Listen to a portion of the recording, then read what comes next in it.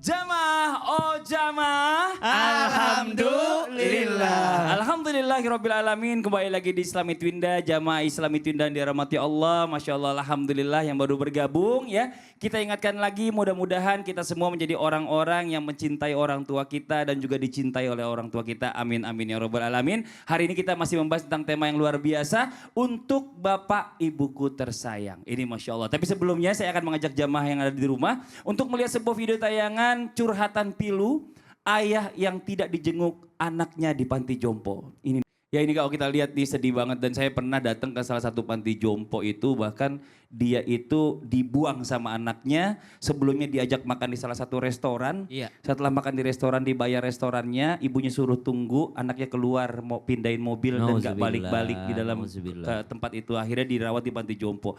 Dan ini Ustaz Syam nih, mungkin kita juga butuh penjelasan nih buat jamaah Islam itu juga ada di rumah ya. Yang namanya orang tua ini pasti tuanya pengennya tuh didampingi anaknya. Tapi nggak semua anak seperti itu. Nggak semua anak berbakti juga kepada orang tuanya, merawat orang tuanya, dan malah menitipkan orang tuanya itu di panti jompo. Nah ini bagaimana menurut pandangan Islam nih untuk hal-hal yang seperti ini? Mohon izin tafadhol. Baik, bismillahirrahmanirrahim. Tabe guruku Ustaz Hilman, Ustaz Fadli, Ustaz Maulana dan guru-guru kami dimuliakan Allah Subhanahu wa taala serta para anak yang berusaha menjadi anak yang soleh. Maka subhanallah dalam Al-Qur'an disebutkan ba'da naqul a'udzubillahi minasyaitonir rajim. Wa qadha rabbuka alla ta'budu illa iyyahu wa bil walidaini ihsana. Imma yablughanna 'indaka al-kibara ahaduhuma aw kilahuma fala taqul lahumā uff wa la tanharhumā wa qul lahumā qawlan karīmā. Dalam ayat ini Allah Subhanahu wa taala sudah menggambarkan masa depan. Imma yablughanna 'indakal kibar ahaduhuma aw kilahuma. Kalau engkau mendapati keduanya atau salah satunya sudah berusia senja, maka jangan pernah engkau berkata terhadap mereka. Artinya ujian anak itu bukan pada saat kita kecil.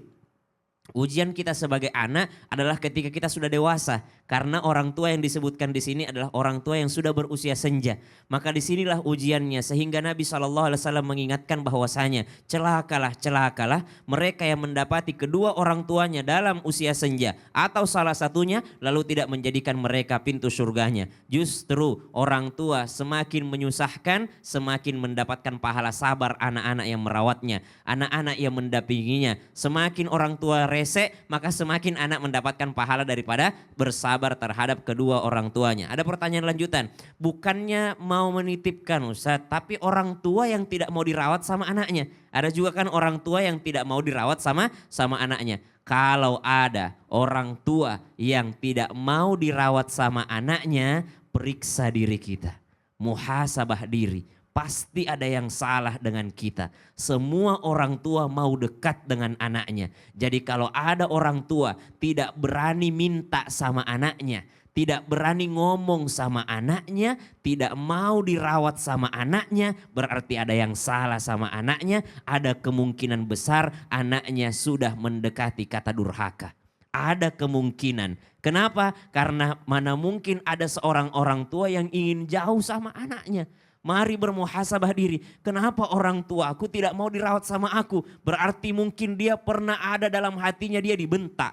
Mungkin dia pernah ada merasa kalau sama dia saya salah terus. Kalau sama dia saya tinggal, saya disakiti terus. Kalau sama dia saya dirawat, bukan dirawat, saya dipercepat kematiannya sama anakku yang satu ini. Mending saya di panti jompo, saya bahagia. Kalau saya sama anakku dan menantuku ini, saya tidak menemukan kebahagiaan. Jadi jangan dipertanyakan kenapa ada orang tua yang tidak mau dirawat sama anaknya. Orang tua aku Ustadz yang minta ke panti jompo. Kami mah mau aja merawatnya, tapi dia yang minta-minta ke panti jompo. Katanya di sana banyak temannya. Oh, berarti di rumah kita tidak punya teman. Kenapa? Karena kita tidak mau menemaninya. Subhanallah. Ayo periksa diri kita. Ayo bermuhasabah diri. Kenapa kok orang tua tidak berani tinggal di rumah kita? Kenapa kok orang tua tidak berani minta sama kita? Kenapa kok orang tua tidak berani mengajak kita bicara? Bahkan meminta pendapat, tidak berani ia mengeluarkan pendapatnya pada kita. Ada kemungkinan kita menjadi seorang anak yang durhaka karena orang tua kita sudah tidak berani lagi sama kita. kita. Na'udzubillahi min dzalik.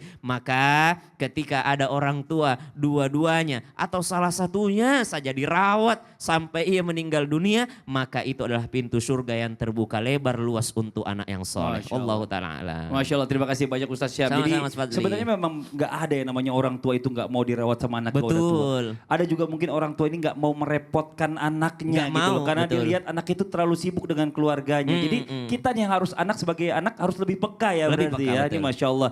Jazakallah khairan kasiran Sama-sama, Mas Ustaz Fadli. Syam atas penjelasannya. Nah sekarang kita lanjut lagi nih ya buat jamaah Islam itu yang ada di rumah. Dan kita bicara masalah tentang pemberian terbaik dari anak ini adalah membicarakan atau memberikan menantu yang terbaik untuk orang tuanya. Nah ini Masya Allah. Dan bicara masalah menantu ini kadang-kadang ya orang tua juga menetapkan calon menantu nih yang harus dinikahi. Ada standarnya. Dan tiba-tiba standarnya ini tinggi banget gitu. Dan yang kita selalu sodorkan ini standarnya selalu di bawah. Ini bagaimana penjelasannya calon mertua orang? Maksud Maulana, mohon izin ya, silakan dia. Iya bener dong, Iya calon dong. mertua Iya, orang nanti. insya Allah. Iya amin. Iya Berarti nanti. 13, 18, ya Ya Allah, masa 9 gitu. tahun lagi lah. Ya amin. Bismillahirrahmanirrahim. Masya Allah, tabarakallah. Izin Ustaz Ilman dan Ustaz Sam. Satu hal buat kita. Kepada semua anak-anak dimanapun berada. Tidak ada orang tua yang mau melihat anaknya sengsara. Tidak ada orang tua yang mau melihat anaknya susah. Betul, Tidak ada orang tua yang mau melihat anaknya terlantar. betul. Maka dia cari orang yang bisa merawat, menjaga, mengamankan anaknya. Meneruskan sebagai Iya. orang tua ya. Maka kadangkala, mohon maaf tanpa menggurui, banyak anak merasakan kenapa sih ini orang tua selalu pilihannya. Bukan pilihannya, karena pilihanmu tidak baik. Mertuanya jutek katanya ya. Mikir-mikir nih 9 tahun Iya, lagi. iya, iya. Ini bentuk tanggung jawab orang tua terhadap anaknya. Handphone kita aja nggak mau dikasih orang dipegangin. Apalagi anak. Barang berharga saja. Nih yang lagi nonton. Ibu-ibu yang lagi nonton punya tas bagus. Mau nggak dipegangin sama orang lain? Enggak. Giliran anak dipegang orang. Giliran tas. Itu seperti itu. Sesuatu yang kita sayangi. Waduh, tidak mau banget kita kasih pegang orang. Begitulah orang tua terhadap anaknya. Maka ini boleh saja orang tua memilihkan jodoh kepada anaknya ketika anak itu datang menghadap. Saya sudah siap menikah. Nah, kalau kata-kata itu sudah muncul dari mulut anak, boleh kita carikan jodoh. Memang kamu tidak punya pilihan, nak? Memang tidak ada orang yang dekat sama kamu? Nggak ada. Kalau begitu, Abah yang pilihkan ya. Kebetulan Abah punya teman, punya anak. Nanti kita sana. Nah, boleh seperti itu.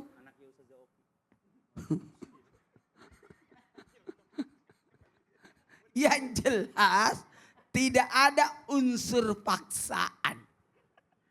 Tidak ada unsur paksaan. Karena kalau ada unsur paksaan, maka anak itu merasa terpaksa sehingga rumah tangga tidak bagus. Dahulu anak-anak itu manut kepada orang tua. Apapun yang diminta orang tua dilakukan sampai persoalan pernikahan pun seperti itu. Nah, tapi tidak ada karena anak itu pasrah. Bukan berarti pasrah seperti yang saat kita sekarang ini pasrah mendumel. Tidak, pasrahnya orang tua dulu kita dinikahkan, dijodohkan itu pasrah dalam bentuk ketaatan. Kalau sekarang pembangkangan.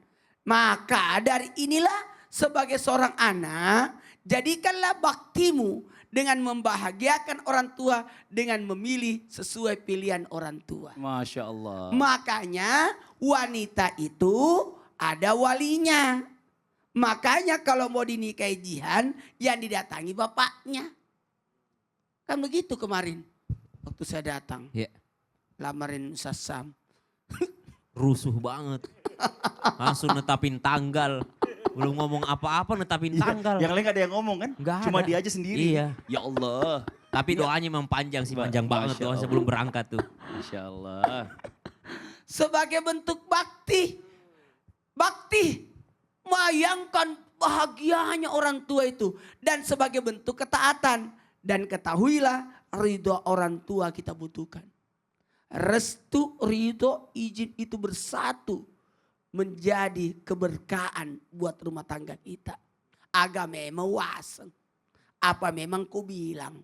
Jangan kau menikah sama itu. Siapa suruh kau. Padahal kita butuh restu, ridho, dan duitnya orang tua. Ya Allah, ngapain sih orang tua ngasih duit lagi anaknya mau nikah? Kan biasanya orang tua yang mampu itu kadang-kala seperti itu. Emang kalau suaminya nggak punya uang apa buat nikahin anaknya? Enggak seperti itu ceritanya. Kadang-kala, ya Allah. Ada kebanggaan orang tua Kebanggaan orang membiayai. tua. Kalau anaknya itu pestanya dirayakan secara meriah. Inilah pemberian terakhirku nak. Itu galung yang di sana untuk kamu. Itu sawah yang di sana. Kenapa? Itu punya orang gak bisa. Seperti itu. Iya. Kebanggaan orang tua itu. Jadi jangan sampai juga orang tua tuh terlalu ngasih banyak ke anaknya. Ya. Kayak kontrakan, ntar dapat suaminya nggak kerja, kontrakan dijualin lagi. Ya Allah, terima kasih banyak Ustadz Maulana atas penjelasannya. Ya Allah, jamaah. Kita lanjut lagi nih, Masya Allah ya buat jamaah Islami Tunda yang dirahmati Allah. Waktunya kita menjawab pertanyaan yang masuk yang ada di sosial media Islami Tunda. Kalau gitu langsung aja kita masukkan segmen Tanya Dong Ustadz. Kami semua tanya dong Ustadz. Dari Instagram hamba Allah. Assalamualaikum warahmatullahi wabarakatuh. Waalaikumsalam warahmatullahi wabarakatuh. Saya mau tanya, saya sangat sayang kepada orang tua saya. Tapi saya merasa malu ketika menunjukkan kecintaan saya atau love language. Seperti orang-orang kayak peluk orang tuanya. Saya risih dan saya iri tapi tidak bisa kayak orang lain. Bagaimana caranya agar saya nggak risih dalam menunjukkan love language saya kepada love language saya Ustadz. Nah ini bisa karena biasa Ustadz Syam ya. Betul. Jadi subhanallah, jadi kalau sudah mengetahui atau menyadari bahwa love language-nya itu bukan sentuhan, coba cari love language yang lain. Mungkin tidak bisa menyentuh, tidak biasa memeluk, coba belikan hadiah, coba berikan perhatian. Memang dia susah senyum anaknya, tapi giliran orang tuanya butuh sesuatu dia yang paling cepat. Ya, memang anaknya kalau diajak ngobrol sama orang tuanya selalu kayak males gitu diajak. Karena ada memang anak-anak begitu. Diajak ngobrol sama orang tuanya kayak merasa males. Seperti tidak mendengarkan. Tapi ternyata dia yang paling taat. Paling cepat kalau disuruh. Maka subhanallah love language orang berbeda-beda. Ada yang dengan sentuhan. Ada yang dengan ucapan. Ada yang dengan aksi. Maka ketika sadar bahwa love language-nya bukan sentuhan. Bukan pelukan. Bukan dengan yakni mencium kedua orang tua. Maka berikan love language yang lainnya. Cari bahasa cinta yang lainnya seperti memberi perhatian atau ketika disuruh paling cepat dia, paling taat dia. Namun semuanya perlu kebiasaan seperti yang dikatakan Mas Fadli. Love language itu bisa dirubah sebenarnya sesuai dengan kebiasaan masing-masing. Kami dahulu tidak terbiasa memeluk orang tua, mencium orang tua. Namun ketika kami semakin belajar agama, semakin menyadari bahwa umur kedua orang tua kami tidak selamanya akan hidup bersama kami, maka mumpung masih bisa disentuh, maka sentuhlah kedua orang tua kita. Wallahu ta'ala a'lam. Terima kasih banyak Ustadz Syah. Siap, Mas Masya Fadli. Allah. Nah sekarang pertanyaan yang berikutnya nih. Sebentar katanya di kotak surat ini. Bentar saya ambil dulu ya. Masya Allah. Permisi semuanya. Oh ini dia nih. Wah, kenapa Ustadz? Nggak mau, saya mau di sini aja deket taman. Bagus. Saya mau beda dari yang lain. Tadi mau baca di situ tapi karena Ustadz ngomongnya dicari tempat yang lain. Ini Sukabumi 1 Agustus 2022. Assalamualaikum warahmatullahi wabarakatuh. Waalaikumsalam warahmatullahi wabarakatuh. Saya mau cerita gitu ya. Ustaz. Iya. Saya seorang anak angkat dan alhamdulillah sudah memiliki pekerjaan. Namun beberapa minggu lalu orang tua kandung saya padahal dulu dia membuang saya di panti asuhan. Dan dia meminta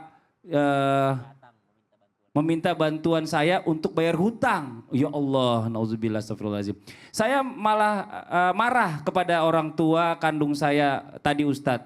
Dulu membuang saya dan sekarang meminta tolong. Apakah saya berdosa Ustadz? Bagaimana caranya memaafkan dan menerima sifat orang tua saya yang dulu kepada saya. Wah ini jadi gini Ustadz Hilman, mohon izin, permisi. Jadi dulu ini dia ini dibuang sama orang tuanya di panti asuhan. Nah, ya dibuang lah itu titipin. Bukan dibuang, panti asuhan itu tempat membina anak. Tapi dia orang tuanya kalau mengurus berarti dibuang ke panti asuhan.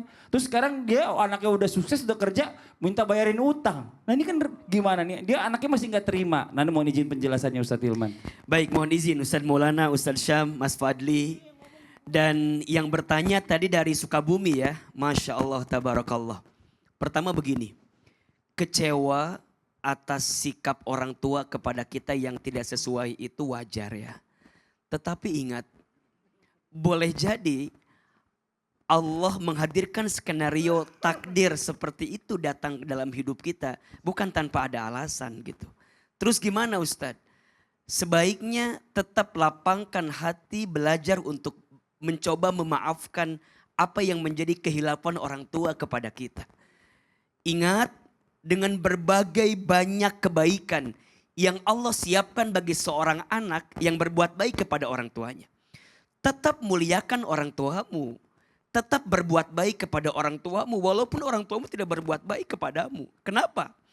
Karena kebaikan seorang anak kepada orang tua itu adalah perintah Allah. Jadi langsung Allah yang akan membalas setiap kebaikan anak kepada orang tua. Sebagaimana Allah sampaikan dalam Al-Quran. A'udzubillahi minasyaitonirrajim. Wa qadha rabbuka alla ta'budu illa iyahu wa bil walidaini ihsana. Ihsan.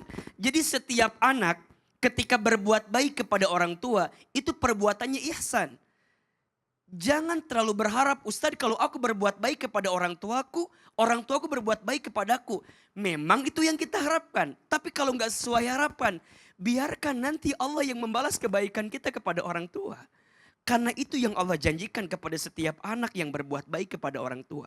Maka jangan mengukur, duhai para anak kita semua. Jangan mengukur kebaikan yang kau berikan untuk orang tua agar dibalas oleh orang tuamu, jangan. Karena bagaimanapun orang tua kita sudah sangat luar biasa dalam kehidupan kita. Bahasa gampangnya, tidak mungkin ada kita kalau tidak ada orang tua kita. Mungkin orang tua kita belum bisa mengurus kita dengan baik. Tapi bukankah dulu orang tua yang begitu banting tulang merindukan bagaimana kehadiran kita. Mungkin saat itu mereka seakan-akan membuang kita, bukan membuang. Karena mungkin keadaannya tidak mampu. Mungkin kondisinya tidak tepat, mungkin ilmunya kurang cukup sehingga apa yang dihadirkannya tidak sesuai dengan harapan kita. Maka coba belajar memaafkan. Tapi Ustadz masih ingat kesalahannya bagaimana? Ingat ya, beda antara memaafkan dengan melupakan. Bedanya apa?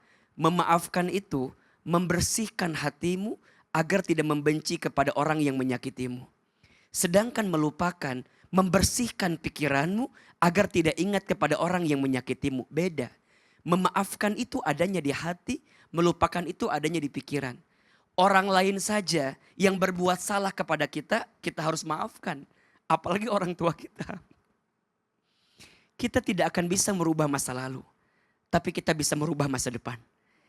Kita nggak akan bisa mengubah keadaan yang sudah berlalu. Tapi kita bisa merencanakan ke depan. Maka belajar, buka hati, maafkan orang tuamu dan terus berbuat baik. Insya Allah Allah berikan balasan terbaik untuk kita. Amin. Ustaz Hilman, amin. Ya. Ustaz Hilman, apa sih? Apa sih Mas Fadli? Apa sih? Mas Fadli, Kenapa sih? Si Ketawa-ketawa Dikajar sendiri. lu ketawa-ketawa. Ada aku juga dong. Ini ketawa-ketawa. aku alhamdulillah ini anak-anak udah pada ngebooking tiket liburan. Wih. Oh, mantap. Aduh. Kenapa Ada sih? Ustadz Hilman mau izin Iya, nih, mau nanya nih ya. Iya, iya. Ini kalau misalnya pertanyaannya anak jauh dari orang tuanya nih. Atau mungkin lagi LDR gitu ya. Terus gimana quality time-nya dengan orang tua selain teleponan dan video call? Kalau gitu ada solusinya. Solusinya nanti akan dijawab satu ini ya. Anak-anak yang lagi rantau nih buat jamaah yang ada di rumah. Yang lagi kangen sama orang tuanya. Setelah ini kita akan mendengarkan solusinya. Tetap di Islamit Indah. Jamaah, oh jamaah. Alhamdulillah. Ini mau kemana sih? Saya mau ke Bali. Mau kemana? Ya Allah ke Bali, ajak-ajak. Ya Allah.